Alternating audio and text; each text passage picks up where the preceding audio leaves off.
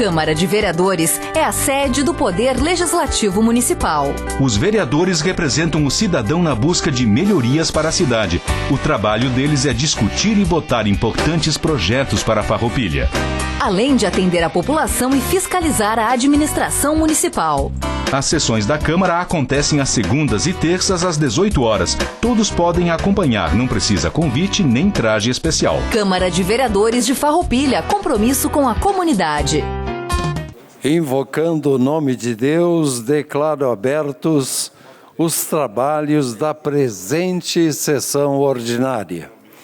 Início do nosso trabalho, nós queremos cumprimentar o Leandro Adamati e, no nome do Leandro, cumprimentar a toda a imprensa e, de maneira especial, agradecendo o trabalho do Leandro, que faz com que a Câmara de Vereadores seja apreciado também o trabalho dos senhores vereadores através das imagens e da qualidade da qual a TV Serra, sem ônus nenhum para esse poder legislativo, leva aos senhores todas as informações semanalmente do que acontece na Câmara de Vereadores.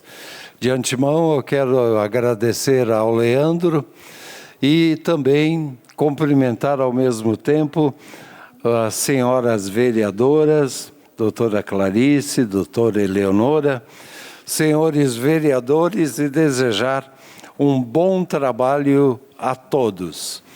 Passamos. Nosso secretário hoje, Felipe Maioli, acabou a folga, né, Maioli? Por gentileza, os comunicados da secretaria desta segunda-feira. Senhor presidente, desculpa o atraso no meu posto, mas o senhor pode continuar os trabalhos que não temos expediente. Muito obrigado, Felipe. E equivocadamente eu lhe coloquei numa fria, né? É para combinar com o clima, com o tempo e com esse ambiente que nós estamos começando a sentir aí os primeiros frios da estação. Passamos ao espaço destinado ao grande expediente. Convido o Partido Liberal PL para que faça uso da tribuna. Abre mão. Convido o Partido Socialista Brasileiro, PSB, para que faça uso da tribuna. Fará uso da tribuna o vereador Juliano Baumgarten. Senhor presidente, colegas vereadoras, vereadores, imprensa aqui presente, todos cidadãos, seu Meisen, Rogério, meu amigo, Diogo, secretário Schmidt, secretária Cris, enfim, todos que nos acompanham de forma presencial ou de forma virtual. Começando a minha pauta, então, hoje, eu quero dar entrada no projeto de decreto legislativo 28/2021, para tramitar na nossa casa. Também quero dar entrada a duas subemendas, uma supressiva e uma substitutiva, e quero retirar algumas definitivamente, porque, como forma de acelerar o processo de discussão e aprovação do regimento interno, dando sequência, e também é só uma questão de texto, uma questão que não vai interferir tanto no funcionamento. Então, eu quero tirar a 3, a 4, a 5, a 6, a 7, a 8, a 9, a 10, a 11, a 12, a 13, a 14, a 15, a 16, a 17, a 18, a 19, 20, 21, 22, 25 e 27. Então, muitas delas, tecnicamente, elas já têm uma prerrogativa e estavam presentes nesse regimento. Então, algumas delas eu gostaria que permanecesse, que depois os vereadores vão ler, vão avaliar, porque é de suma importância para o andar dos trabalhos desta casa. E permanece, então, a emenda 1, 2, 23, 24 e 26. E eu quero também fazer uma ressalva aqui na 26, que houve um contratempo, houve uma troca e houve um equívoco. A procuradora acabou recebendo a emenda, foi protocolada na casa e depois nos demos por conta, eu e a Ana, que tinha um erro e trocamos. Só que permaneceu na leitura e análise dela a equivocada. Por isso que, tecnicamente, seguindo a lógica, o parecer foi contrário por essa prerrogativa. Mas eu quero que ela reavalie e considere, pois feita essa troca na Secretaria da Casa e também dentro do prazo regimental para poder andar, que é extremamente importante. Então, alguns assuntos que eu quero falar hoje. Primeiro, Moinho Covolã. Eu acredito que a Casa Legislativa, esse poder, cumpriu com tudo que foi do seu alcance, proporcionou todos os espaços, deixou claro, proporcionou, acima de tudo, a democracia, a representatividade, a discussão, seja ofertando espaço para os interessados virem aqui explanar, se posicionando sobre fato, e também a audiência pública, quarta-feira passada, que ela foi muito propositiva, muito produtiva, onde tivemos diversas informações as quais eu não tinha. Como eu falava com o presidente, né, e ele me disse, aos poucos as melancias vão se assentando no caminhão, no andar, e aos poucos as coisas vão andando. Então agora requer um gazinho final ali por parte da administração e do moinho para fechar isso aí, fazer o processo de tombamento, que já se manifestou aqui o COMPAC, representantes do Poder Executivo, e pronto, estamos salvando um patrimônio importante da nossa cidade. Pode botar no primeiro slide, por favor? Então, um dos assuntos que me trata hoje é falar, em especial para refletirmos, pensarmos e ver de que forma cobrar e agir. Falava diversas vezes, sustentei em todas as minhas caminhadas, antes em sala de aula e sustento aqui. A educação é minha bandeira número 1. E quando vimos diversos movimentos de volta às aulas, eu falei, nós precisamos andar junto. A educação ela não pode ser algo momentâneo, uma parte dela e pronto. Não, muito pelo contrário, a educação ela é muito ampla.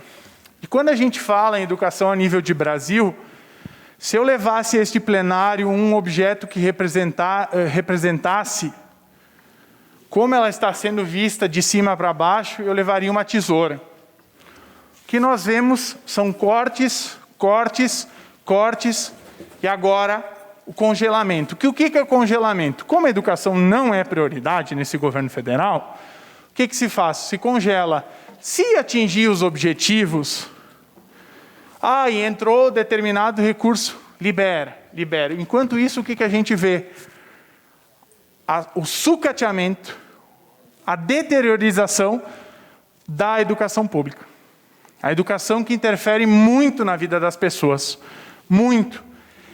Se tivéssemos há muito tempo atrás investido massivamente em educação, e na ciência, e na tecnologia, hoje, a probabilidade de uma vacina contra a Covid-19 já está sendo aplicada, facilitaria. Mas muitas das instituições federais, elas estão em fases finais de desenvolvimento e depois vão para o teste. Só que corre o risco de parar. Por quê? Por conta do corte e por conta do congelamento. Ou seja, a educação no Brasil não é prioridade. Ela é só prioridade em palanque eleitoreiro. Então é vergonhoso o que acontece. Tivemos diversas trocas de ministros da educação e a maior parte deles só falou bobagem. Bobagem. Em vez de contribuir, nada. Muito pelo contrário. E eu fui buscar um histórico, fui olhar um pouquinho e desde 2016 se acentua a crise, principalmente no ensino superior, e vem cortando custos. Eu sei que, vamos tentar trazer para dentro da nossa realidade. Campus do Instituto Federal de Farroupilha. Eu andei conversando com o nosso diretor, o Leandro Lumbieri, e eu busquei algumas informações que chamam muita atenção. O orçamento da forma como ele está sendo cortado 29,6%. Uma parte dele, por conta dessa redução em todos os institutos federais, foi um acordo que eles fizeram, os campos discutiram para alguns trabalhos, para alguns serviços serem prestados e serem equiparados, para não um campus ficar pomposo e o outro na miséria. Então, houve uma discussão, um equilíbrio. E se for ver, 1/3 do orçamento foi cortado. Então, é um valor muito grande. E o que se fez para se manter entre todos esses campos falando do Rio Grande do Sul? Energia elétrica, água, limpeza, as bolsas de estudo, de pesquisa e extensão e o auxílio estudantil. O auxílio estudantil, os jovens que recebem isso, a família tem uma renda per capita aproximadamente de 1,5 salário mínimo pela família. Então, um valor baixo. E o valor da bolsa que eles recebem é, no máximo, R$100. Então, é um valor extremamente baixo. Porém, o que me falava o Leandro, que é preocupante, e eu sei que é de extrema importância para todos nós, vereadores, e para toda a nossa comunidade, termos um campus do Instituto Federal e ver que tem derrocadas, que a gente não vê uma luz no fim do túnel, que muito pelo contrário, se vê retrocessos. Se o ano que vem, 2022, tomara que passe toda a pandemia, etc., não houver uma reposição no orçamento, o impacto será muito maior. Eu sei que houve uma discussão significativa na sociedade por conta que quando o Instituto Federal anunciou que o processo seletivo seria feito por sorteios. Mas, pasmem, se não houver reposição, a tendência é permanecer sorteios e sorteios e sorteios. Então, é preocupante. E dentro disso, o MEC efetivou um bloqueio correspondente a 13,8% dos IFES, que corresponde a 6,56 milhões. 17 campos atingindo diretamente e indiretamente 27 mil alunos. Claro, o bloqueio ele pode ser revisto, mas não é tão simples assim. O orçamento que era estimado em 2020 para 2021 era de 1,93 milhões e passou para 1,32, ou seja, 600 mil se foi, numa passada. E tem, vamos dizer assim, congelado 216 mil reais. Se não se contornar, então, vai se cair um orçamento de um ano para o outro de 800 mil reais. Vai complicar. Então, quero registrar isso, essa parte. Então, é preciso que a gente olhe. Enem, outra pauta que me trouxe também falar, que é uma preocupação. O ano passado o Enem deu muita peleia, deu um contratempo, foi uma bagunça, sem precedentes. E esse ano periga nem acontecer. Por quê? Porque não é uma prioridade do INEP, não é uma prioridade do Ministério da Educação e Cultura, não. Inclusive, foi publicada uma portaria número 196, de 10 de maio, onde não consta o Enem sendo realizado e muito menos como uma meta institucional global. Ou seja, não se pensa nisso e não se vê. O que esse fato acarreta? Primeiro, prejudica milhares de jovens que veem no Enem uma porta de entrada para o ensino superior, sendo fechada essa porta e botando um cadeado. Então, mais uma vez, a gente não avança, a gente regride. E também impacta nas escolas, principalmente as escolas de ensino médio, sejam elas de cunho público ou privado. Por quê? Porque geralmente nos segundos e terceiros anos do ensino médio se começa uma preparação e se avalia como que se vai trabalhar a metodologia de ensino. Muitas delas, com afinco, olham essa questão do Enem, fomentando, preparando o aluno para a realização da prova. Então, atrapalha até no planejamento. Então, é vergonhoso que isso que acontece. E, mais uma vez, eu volto. A educação fica de lado. A educação fica em cima de um palanque eleitoreiro. A educação é falácia. A educação. E, na prática, nada. Incompetência. incompetência e vergonhoso. Não tem outro adjetivo, outra conotação a não ser exaltar essa. Porque quando a gente fala em avanço, não tem como se ligar, não tem como não falar na palavra educação. Eu quero falar um pouquinho sobre o projeto de lei, Decreto Legislativo 28/2021, que institui o jovem autor e a medalha Neiva Lourdes do Ponte. Então, vendo essas dificuldades de ensino, aprendizado e formas também da gente fomentar na nossa criança, no nosso adolescente, no nosso jovem, o interesse pelo estudo, pela leitura, pela interpretação, que são coisas fundamentais. Haja visto que temos um número significativo em nosso país de analfabetos funcionais. Para quem não sabe o que são analfabetos funcionais, leem, mas não entendem o que está escrito. E teremos uma geração muito delicada para se trabalhar. Não sei qual que é a saída perante a esse fato. A pandemia agravou e escancarou problemas que há anos, somados, vinham, e chegou no boom, que foi a pandemia, e piorou. Ferveu que suco, vamos usar essa expressão que aqui no Rio Grande do Sul se fala, preteou os olhos da gateada. Então, complicou, diga-se de passagem. Então, eu quero trazer esse projeto, obviamente vai tramitar pelas comissões, pela procuradoria, enfim, vamos discutir, mas eu quero falar um pouquinho sobre ele, que é uma forma de incentivar a criatividade, a leitura, a escrita, para que tenhamos jovens que olhem, que aprendem e que se interessem pelo hábito da leitura, pelo hábito da escrita, porque nós precisamos formar, sim, antes da matemática, do português, ou seja, qualquer disciplina, nós temos que formar um cidadão, uma cidadã na escola. E são ferramentas como essa que possibilitam e tentam mudar. É algo bem simples, é um projeto para casa, para nós, a nossa casa executar. O custo é baixíssimo, impressão de certificado e uma confecção de uma medalha, né? Depois não faço ideia quanto custa uma medalha. E por que o nome da medalha Neiva Lourdes do Ponte? Para quem não lembra, o apelido dela era Prof. Formiguinha. Faz um tempo e a Prof. Formiguinha ela teve um trágico final, ela foi assassinada e o corpo dela foi depositado num latão e concretado.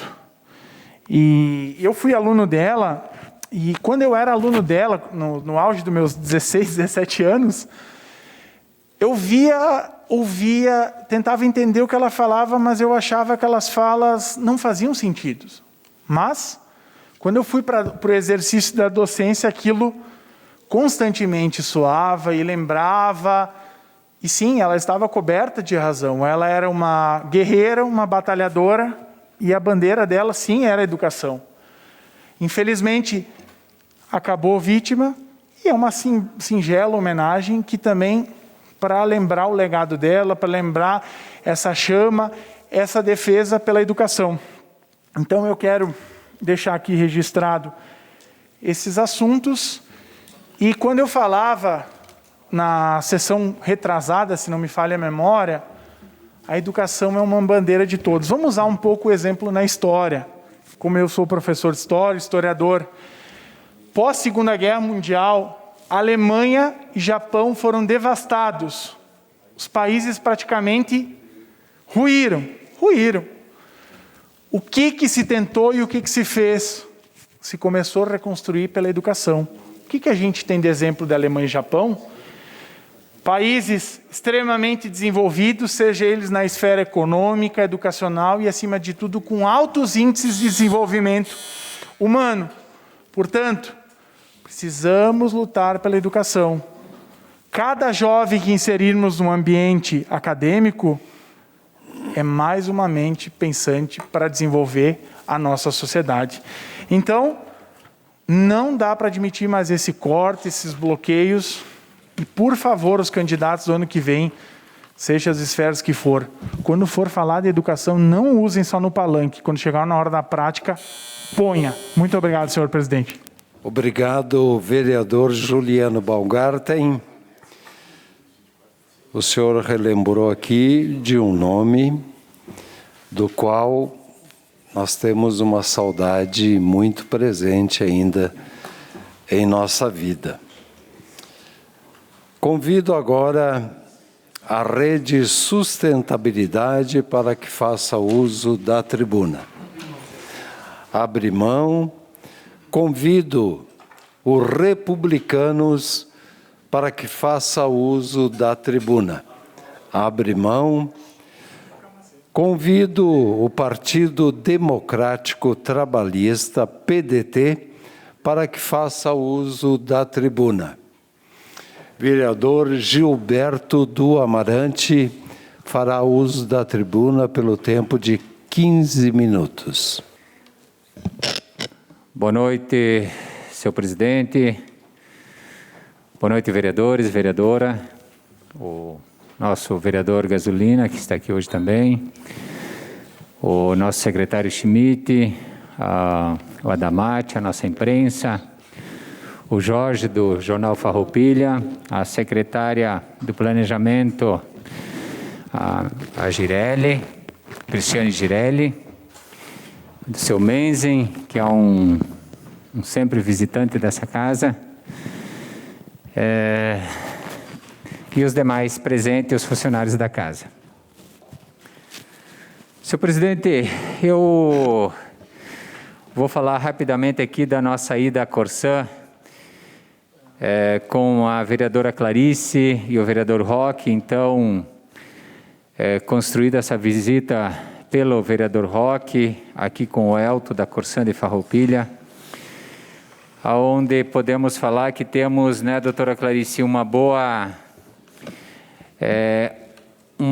abertura para o diálogo e para a construção através da discussão, né, vereador Roque, com a Corsã. Até eu citei em outras ocasiões que a Corsã ela vem construindo em nossa cidade nos últimos 3 anos. Tem obras muito efetivas, claro que sempre com apelo da comunidade, com cobrança muito intensa, né, vereador Sandro? Tanto por esta casa como pelo Executivo. Essas obras continuam, tá? Então são muitas obras que estão fazendo. A gente foi então cobrar, conversar com eles para levar a água até o Burati. Então eles colocaram a dificuldade para fazer os 11 quilômetros, citaram que de repente tem a possibilidade de lá fazer poços profundos. Claro que com o conhecimento da Corsã, isso cabe a eles buscar a melhor alternativa, desde que aquela comunidade seja beneficiada e seja assim alcançado conforme a demanda que o vereador Roque já vem trazendo e já vem discutindo aí há algum tempo. E também, vereadora Clarice, uma situação que a gente discutiu rapidinho, mas nós vamos entrar com requerimento e de repente peço assinaturas dos demais vereadores, e que eu sei que a Corsã também vai nos atender para fazer aí o deslocamento, a transposição da barragem do São Miguel para o Burati, que me parece uma obra rápida e não de custos muito elevados, conforme o Elton mesmo citou aqui nesta casa, só que não nos deu ainda uma data para isso. E que em outros períodos de chuva, de falta de chuva, né, que nós ficamos garantidos com o abastecimento na nossa cidade, que segundo o próprio Elton, o estudo feito pela Corsã, atenderá a demanda com esse deslocamento de água. Outro assunto que eu queria trazer, Rogério, eu não sei se tu está aí com o vídeo, é sobre a RGE. Então, temos trabalhando aí com a frente, com a comissão de obras, junto com o Sandro, com o Chico Sutili, também a questão da RGE, a poluição visual. Surgiu algumas demandas no interior que já estão sendo atendidos. Nós temos uma ali na comunidade da Linheli, na proximidade do Pedro Bondan, família Verne e outras famílias ao entorno que utilizam essa rede. Era uma rede precária há muitos anos que estava lá. Esse aqui até eu mostrei aqui foto de postes escorados em plantas. Então eles fizeram lá uma substituição. Já tinham feito de 3 postes anteriormente, agora fizeram então mais 7 postes. Entendo que eu acho que com esta força de trabalho, junto com a Casa Legislativa e também o Executivo, que tem participado através da Secretaria de Planejamento da Cristiane, da Secretaria de Obra do Schmidt e também do Desenvolvimento Econômico, temos feito aí uma força de trabalho e temos sendo atendido neste primeiro no interior. Até a vereadora Clarice também citou algumas demandas que possam vir na linha Jacinto e com certeza, vereadora Clarice, vamos conduzir com este grupo de trabalho para atender aquela outra comunidade. E a questão da poluição visual, que é um assunto que nós viemos debatendo desde o início nesta casa aqui, desde o início que começamos essa legislatura, também temos avançado. Se vocês observarem hoje, olhar para os postes, vocês já vão ver que tem lá as plaquinhas coloridas que identifica cada rede que está utilizando os postes.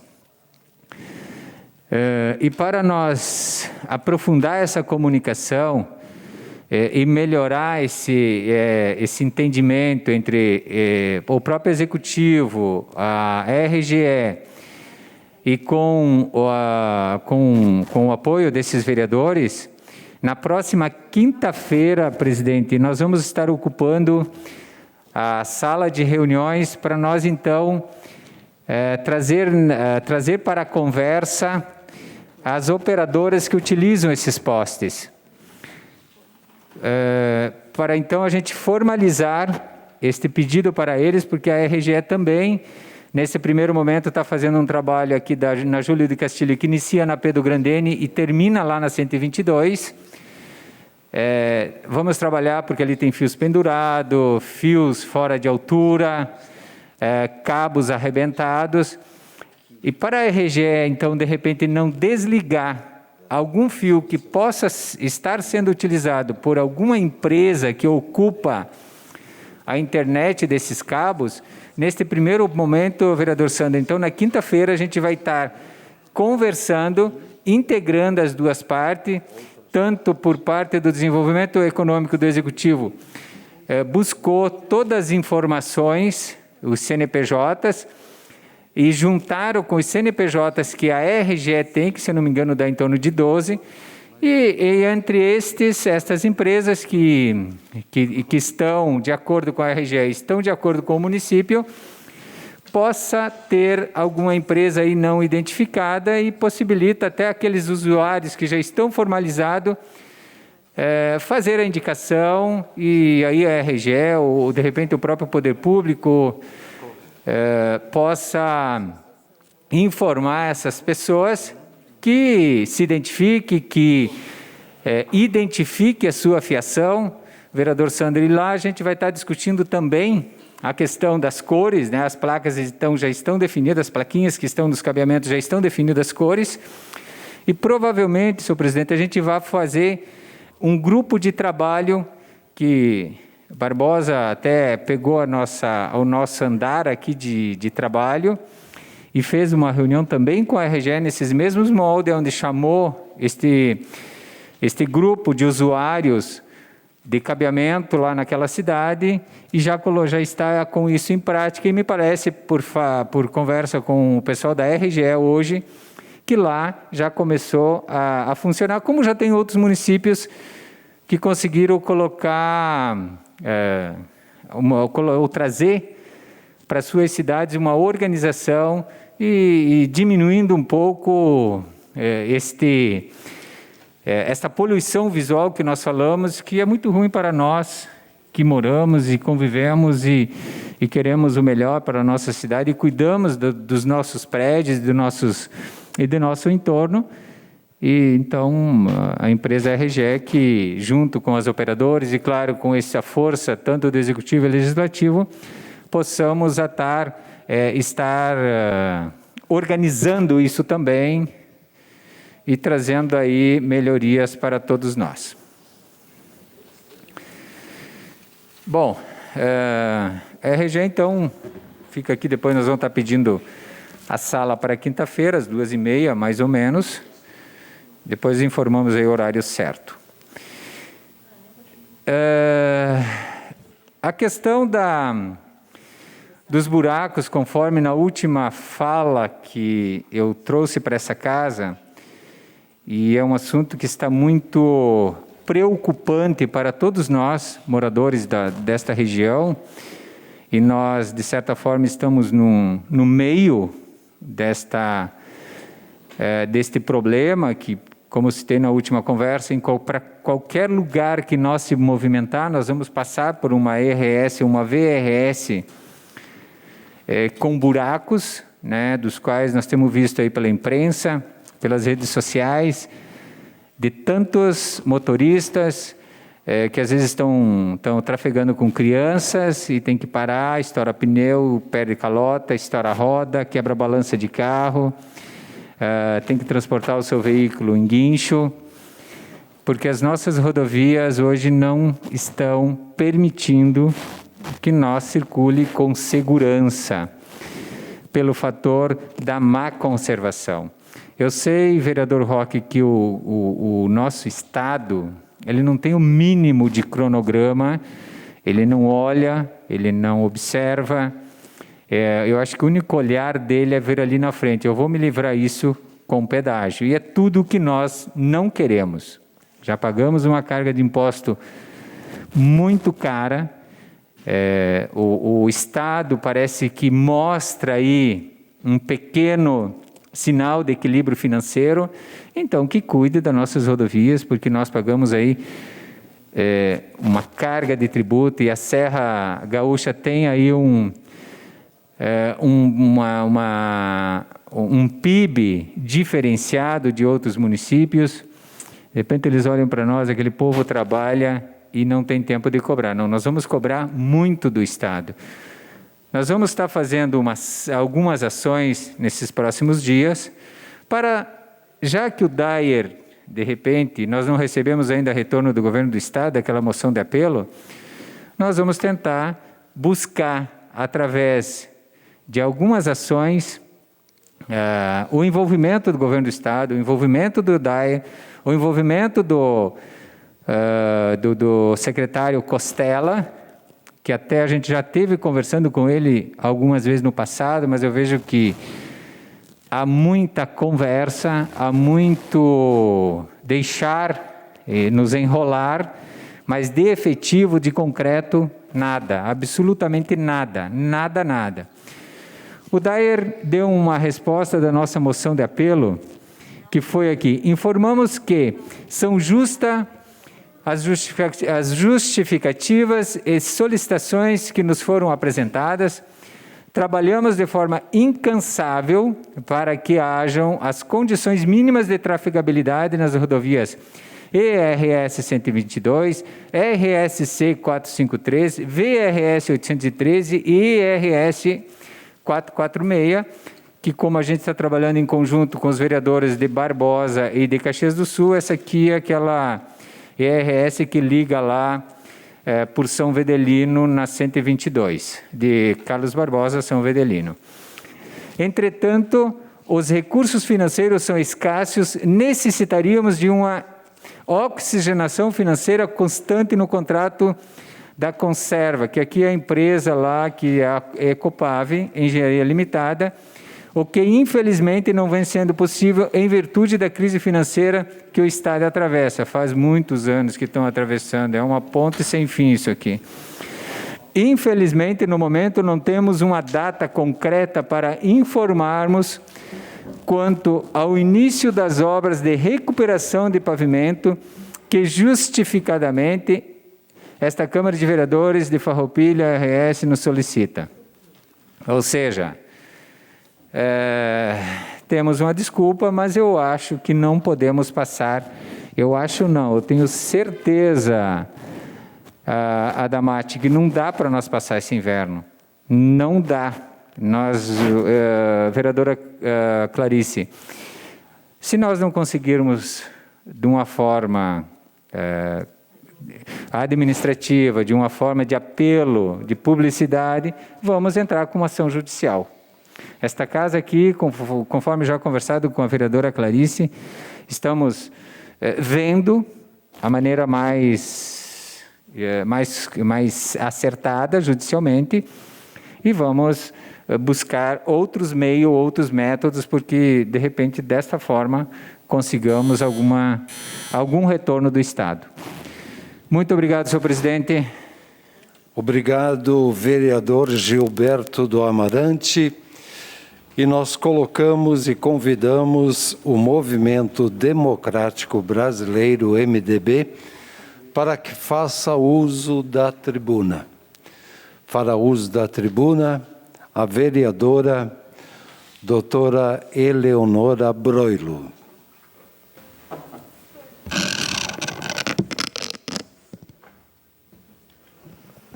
Boa noite, senhor presidente Tadeu Salib dos Santos. Boa noite, colegas vereadores.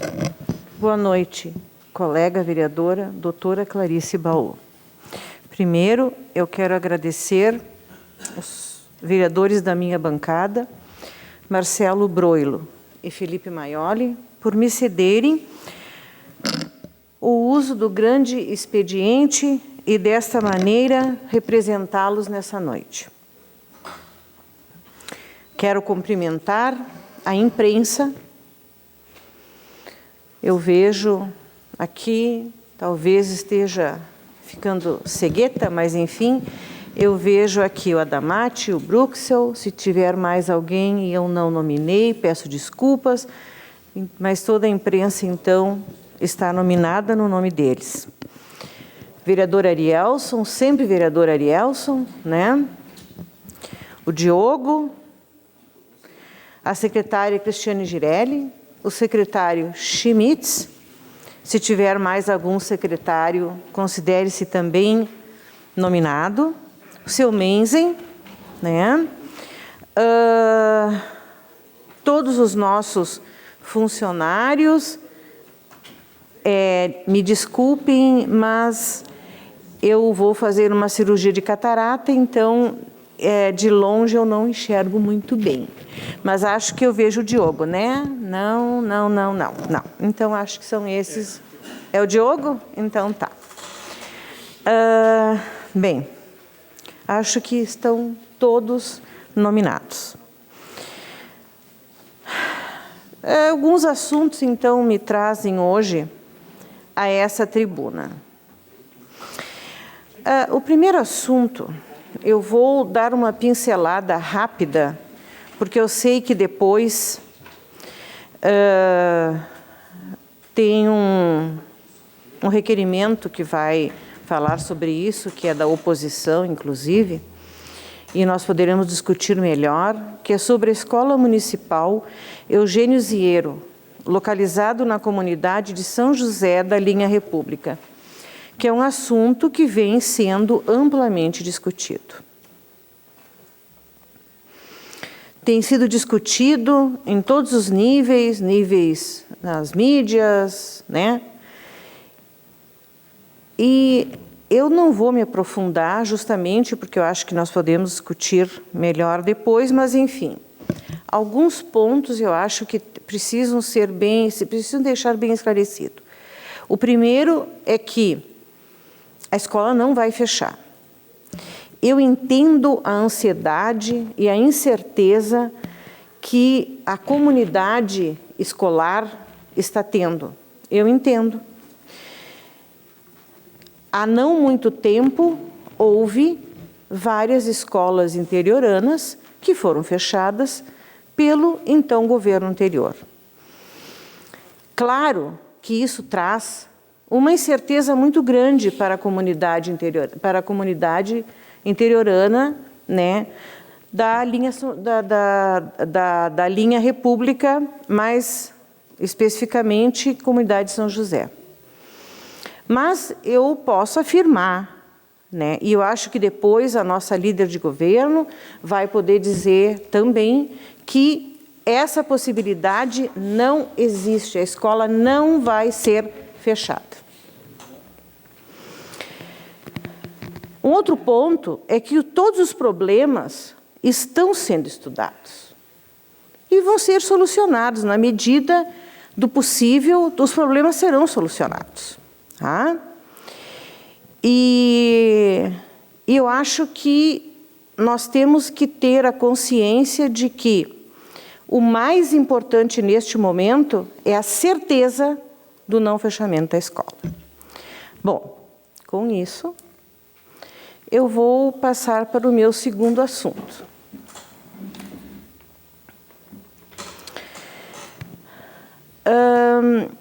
O vereador Juliano Luiz Baumgarten fez um requerimento solicitando informações sobre a adoção de animais nestes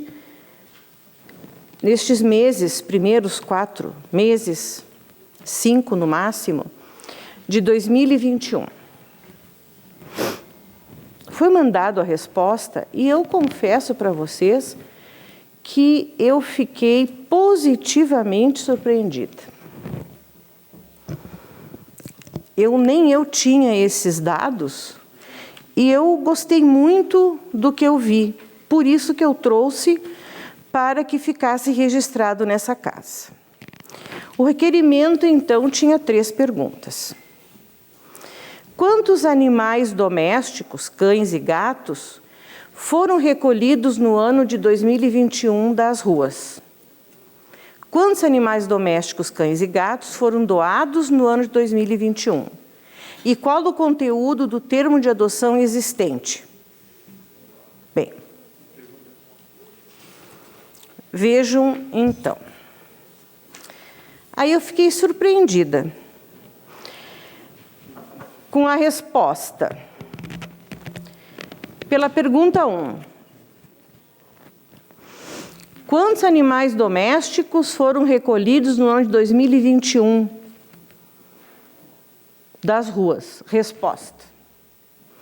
9 gatos foram recolhidos, ou abandonados, ou por flagrantes de maus tratos. 76 cães foram abandonados, atropelados em flagrante de maus tratos. E 7 cavalos foram abandonados. Mas o que me surpreendeu foi a resposta seguinte. Pergunta 2. Quantos animais, cães e gatos foram doados no ano de 2021? Resposta.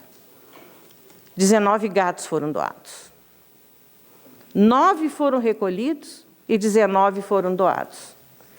Então, significa que nós temos um saldo positivo de 10 gatos. 10 gatos a mais foram doados do que foram recolhidos. Isso é muito bom. E isso também me mostra uma coisa. Salvo as proporções, porque muito mais cães são recolhidos, muito mais cães são abandonados, mas atualmente se adota muito gato. Muitos gatos são adotados. E isso me deixa feliz, porque uma vez, há não muito tempo atrás, os gatos quase não eram adotados. Então, eu fico bem feliz com isso. 76 cães foram adotados. O saldo é 0. Não necessariamente esses cães que foram recolhidos foram adotados. Mas, enfim, 76 cães foram recolhidos, 76 cães foram adotados. E dos 7 cavalos abandonados, 7 cavalos foram adotados. O saldo é 0. A pergunta 3 era qual o conteúdo do termo de adoção existente. Esse termo de adoção, então, contém dados do adotante, estabelece regras de conduta para com o animal e permite acompanhamento do departamento e autoriza uso de imagem. Bom, eu tenho aqui o termo de adoção do animal.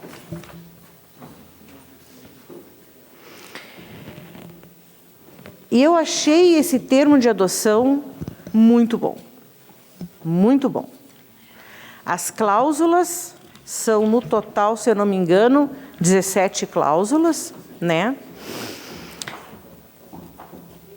e especifica tudo que o adotante tem que fazer em relação a esse animal.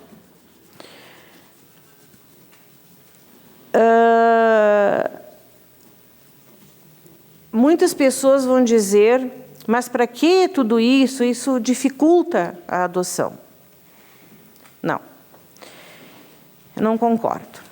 Eu acho que se uma pessoa quer adotar um pet, ela tem que seguir todas as cláusulas que diz aqui no termo de adoção.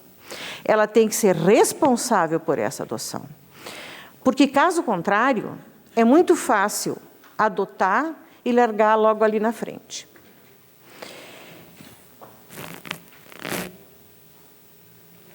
E a gente tem que entender que, neste caso, às vezes é muito pior. Porque o animal, às vezes, ele, bem ou mal, ele está num determinado lugar. E aí a pessoa vai lá, adota, e depois deixa esse mesmo bichinho na rua, sujeito a intempéries, sujeito a levar pedradas ou até ser degolado, como nós tivemos um caso esses dias. Então, eu acho que sim, que esse termo está muito bom, eu acho que as pessoas têm que seguir, eu acho que o animal tem que ser acompanhado pelo departamento, sim, né? E eu não faria nada diferente do que está aqui. Eu acho que o Departamento de Saúde Animal está de parabéns, porque em poucos meses eles fizeram muito mesmo. E eu gostaria de dizer que aqui, nesta sessão, eu me coloco à disposição do departamento, se precisar de alguma coisa, eu estou à disposição. Mas eu acho que uma coisa que uma vez o vereador Juliano falou, e eu acho que nesse ponto ele tem razão, eu acho que com o tempo é necessário pensar em campanhas para que as pessoas aprendam a ser adotantes responsáveis. E isso a gente tem que começar na infância, nas escolas. Apesar de que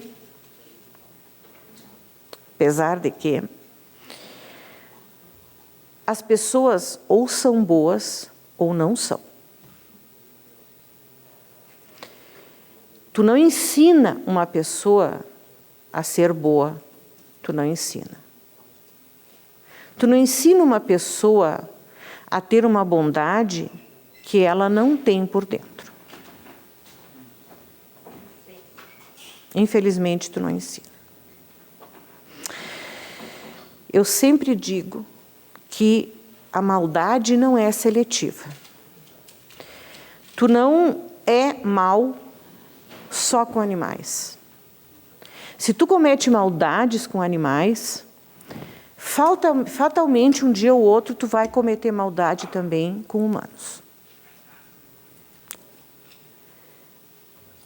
A pessoa não consegue ser mal com animais e ser bom com pessoas. Tu pode até não gostar de bicho. Ninguém é obrigado a gostar. Mas tu não maltrata. Não maltrata. Tem gente que não gosta de pessoas de idade. Não gosta, mas não maltrata. Isso não quer dizer que a pessoa seja má. Apenas ela não gosta. Tem pessoas que não gostam de criança. Eu não consigo entender isso. Mas não gosta, mas não maltrata. Então, ou a pessoa, ela é boa e ela não maltrata ninguém nem nada, ela é incapaz de arrancar uma flor, ela é incapaz de não cumprir regras, ela é incapaz. Ou a pessoa, ela desconhece o cumprimento de regras, ela desconhece que ela precisa ser boa para todos, para poder ser boa consigo mesmo, né? Então, apesar de eu concordar que, sim, nós precisamos ter campanhas de conscientização nas escolas sobre adoção de animais, etc. e tal, mas ainda assim eu acho que uma pessoa é boa e vai tratar bem os animais ou não é. E não adianta campanha nenhuma. Mas vale a tentativa. Obrigado.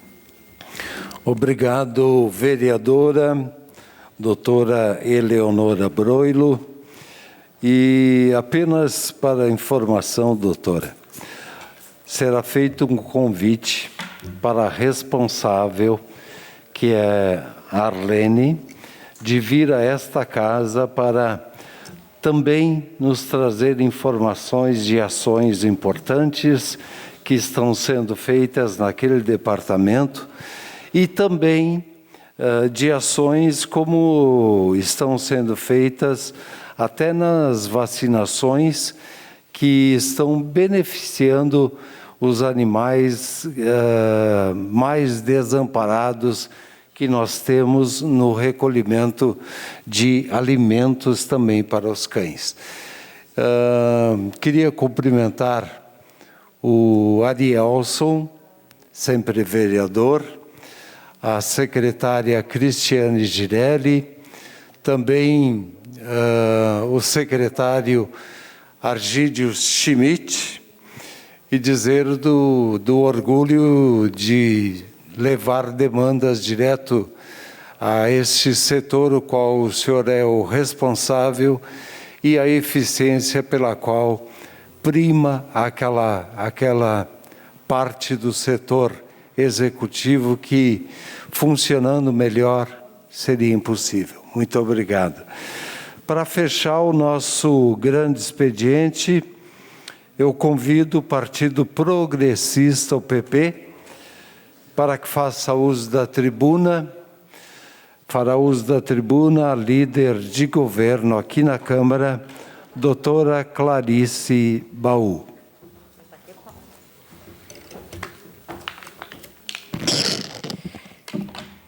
Boa noite, presidente. Boa noite a todos os colegas vereadores. E aqui eu peço permissão, ao presidente para usar todos aqueles que já foram nomeados no protocolo e estender os nossos cumprimentos. Bem, eu queria falar um pouco da questão da tecnologia, que me parece muito importante, mas não está se vendo movimentos que dê a importância necessária para essa questão da tecnologia, dessa era tecnológica. Com a pandemia, a era tecnológica acelerou muito, veio com muita velocidade. Bateu nas nossas portas, entrou e nem pediu licença. E agora estamos com um problema de que temos que examinar se nós estamos preparados para essa era tecnológica. Já tivemos provas que não. Nossos alunos, vou até mais longe, nossos alunos, nossos jovens, estão preparados para usar a informatização, essa era tecnológica, para o trabalho, ou mesmo para os seus estudos? Tem se visto muita dificuldade nessa questão agora, com aulas virtuais, com reuniões virtuais, aulas online, com lives, a dificuldade de o conhecimento chegar até os nossos alunos com a mesma eficiência do presencial. Não sei se, com o passar do tempo, nós vamos saber do resultado e vamos nos apontar de que esse tempo todo que nós usamos a tecnologia por não ter outra alternativa nessa questão das aulas de forma híbrida, remota, e vamos ter uma diminuição do conhecimento que poderia ter sido diferente. Então, eu acho que nós temos que sim pensar em nos prepararmos, mas também pensar nos nossos alunos, nos nossos jovens. Eu posso dizer, pela minha experiência profissional na área de educação, que eles não estão preparados. São muito bons nas redes sociais, são expert, mas usar a tecnologia como uma ferramenta de trabalho e de estudo, eu posso assegurar que eles não têm todo esse conhecimento que parece ter. E outro fato que me preocupa bastante é a inserção no mercado de trabalho desses novos jovens, dos nossos alunos. Não estando preparados, a demanda vai exigir que quem não está preparado não vai conseguir ser inseridos no mercado de trabalho como pretende. Poderá até assumir cargos, mas com menor salário ou um cargo que não é do seu desejo, até por necessidade, mas não por competência. As empresas estão exigindo, sim, esse preparo na questão da tecnologia. Por isso, o que a nossa educação mudou ou aprendeu nessa questão da pandemia, dessa questão da necessidade dessa era tecnológica? Estão preparando os alunos? Mudou a base curricular? A questão pedagógica mudou? Não. Se fez uma avaliação, já se tem algum estudo de viabilidade de haver mudança nesse sentido? Não. E é uma responsabilidade do município, dos nossos governantes do município, do Estado e da União, porque é uma demanda emergente. Não se pode mais dizer que vamos varrer de dentro das nossas casas, de dentro das escolas, a questão da informatização e a questão da tecnologia. Não adianta mais lutar contra a maré. Então, nós temos que ter essa preocupação, sim, e eu andei falando, tive reuniões já com a diretora do SENAC, com o Instituto Mix, na questão de cursos profissionalizantes nesta área, cursos técnicos. Porque isso já é estatística, 30% dos nossos alunos de escola pública não chegam nas universidades. E como vão ser inseridos no mercado de trabalho sem a profissionalização adequada? Os outros 70% que não chegam nas universidades, ou porque começam a trabalhar cedo para ajudar na renda familiar, ou a gente tem conhecimento que adquirem famílias muito prematuramente e param seus estudos. Então, 70% dos nossos alunos de escola pública não chegam a ingressar nas universidades. E aí? Acho que é, sim, responsabilidade de todos nós começarmos, pelo menos, debater, pensar, refletir, que nós precisamos dar isso para os nossos alunos. Cursos profissionalizantes, ou no contraturno da escola, ou mesmo dentro do currículo escolar. Não há mais o que fugir disso. Nós vamos ter alunos frustrados. Eu fui diretora de estadual por 15 anos. Agora, eu entendo a dificuldade que era de manter, já na época, os alunos na sala de aula. Eles já estavam com o celular, já estavam com redes sociais, já estavam com a internet, e nós ali querendo obrigar eles a estar na sala de aula com as nossas aulas de sempre, com o quadro e o giz. E o CURT. Então, na verdade, assim, ó, a gente já estava recebendo sinais de uma mudança. E a pandemia veio para mostrar a velocidade que chegou e se instalou a tecnologia informática. Então, cabe a nós, sim, discutirmos e ver essas mudanças, para que nossos alunos não fiquem frustrados em terminar o ensino médio, não chegar na universidade e não ter no mínimo, ter a oportunidade de um curso profissionalizante. Não é difícil, é só ter vontade que nós vamos chegar lá. E nessa questão até da informatização, já temos discutindo muito aqui na casa, fora dos bastidores, mas quero passar agora para todos os nossos colegas, que nós vamos sim, estamos pensando muito em termos de ter até, se houver a necessidade, em questão da pandemia, nós termos as nossas sessões de forma online. Estamos vendo a questão jurídica, né, a questão administrativa, técnica da casa, para que, se houver medidas mais restritivas, nós possamos continuar com o nosso trabalho, continuar atendendo as demandas de casa, mas continuar o nosso trabalho. Então, acho que isso é importante. Também não podemos mais fechar os olhos para essa questão.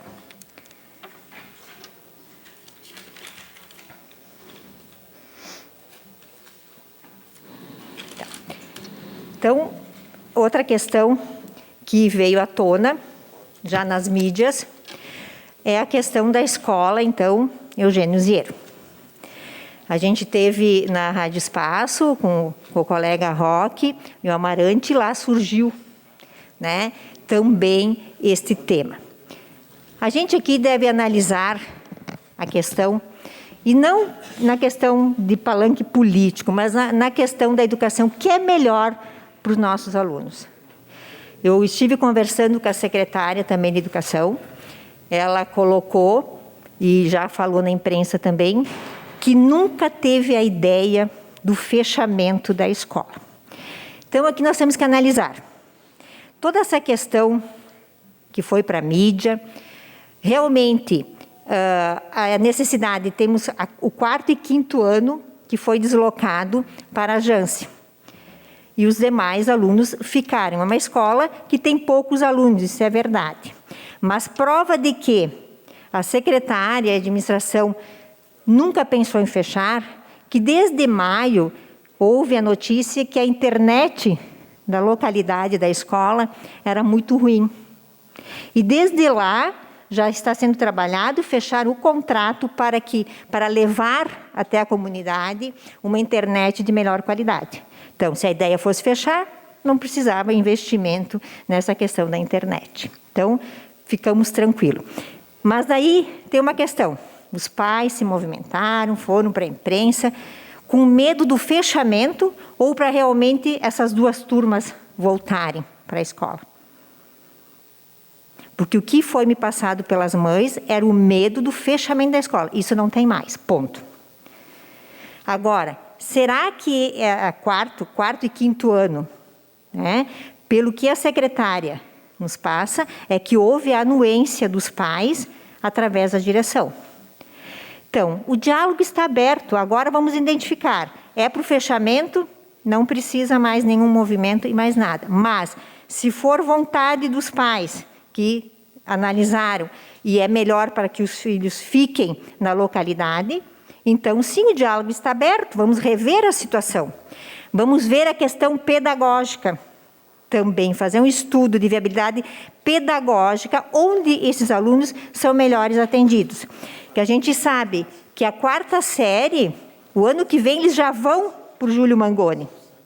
E os alunos do 5º ano que estão lá vão permanecer lá.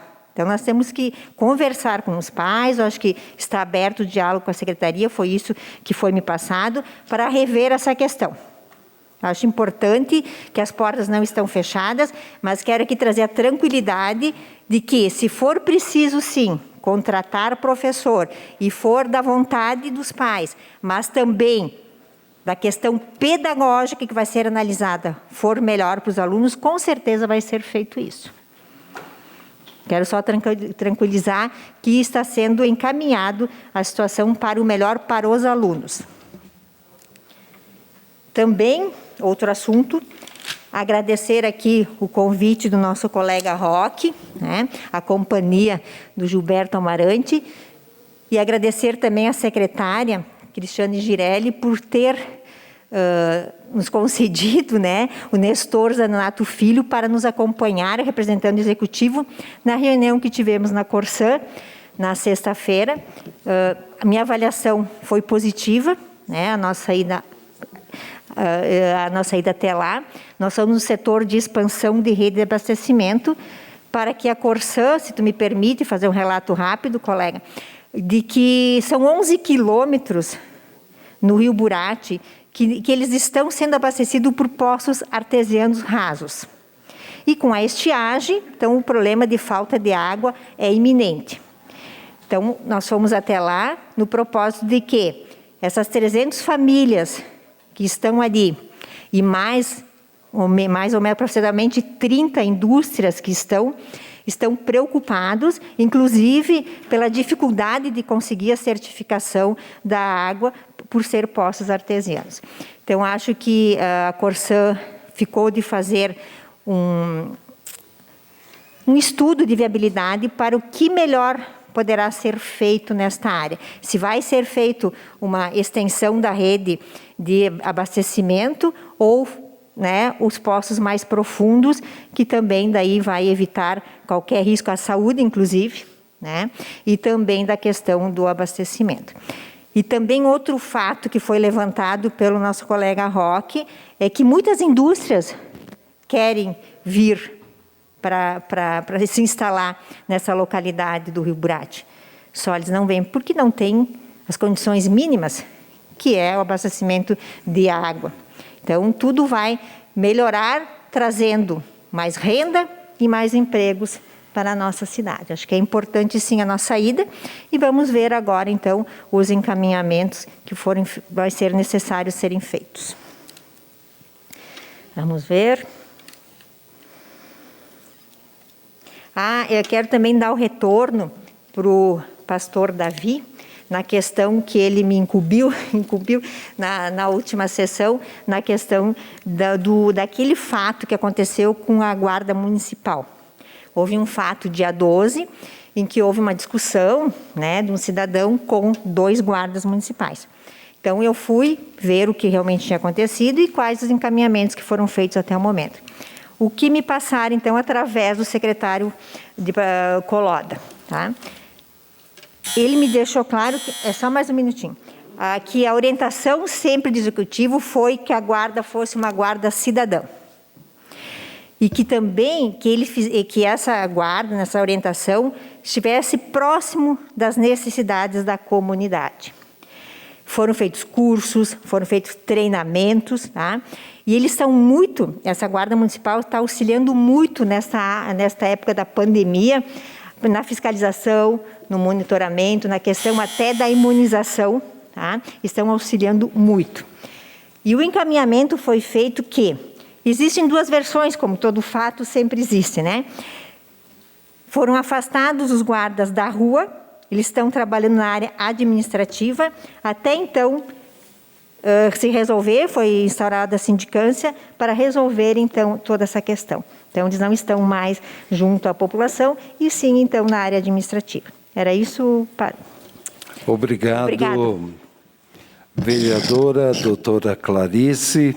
A Câmara de Vereadores é a sede do Poder Legislativo Municipal. Os vereadores representam o cidadão na busca de melhorias para a cidade. O trabalho deles é discutir e votar importantes projetos para a Farroupilha. Além de atender a população e fiscalizar a administração municipal. As sessões da Câmara acontecem às segundas e terças às 18 horas. Todos podem acompanhar, não precisa convite nem traje especial. Câmara de Vereadores de Farroupilha, compromisso com a comunidade.